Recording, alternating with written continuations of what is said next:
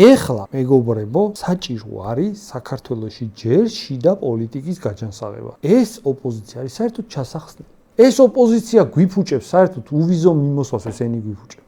ეს ოპოზიცია არავის არ აწყობს, არც პროდასავლელს არ აწყობს, ხალხო. დასავლეთში სიარული ვისაც გინდათ, ეს ოპოზიცია გიფუჭებს. ჩასახსნელია ეს ხალხი, თვითონ რომ იტივტივონ, თვითონ რომ რამენაირად ლეგიტიმაცია შეინარჩუნონ, მაგისთვის აკეთებენ იმას, რომ ზოგადად საქართველოს იზოლაციაში ამყოფებენ. ამიტომ ეს ოპოზიცია ჩასახსნელია. არავინ არ უნდა დაუჭიროს ხარი ამ ოპოზიციას. საერთოდ ლეგიტიმაცია არის მისაცემი ისეთ ძალისთვის, რომელიც აი ამ ქვეყანას რაც აწყობს, მაგ დაკვეთებს აჟღერებს და ხელისუფლებაში თუ მოვა, საერთოდ მაგეებს გააკეთებს.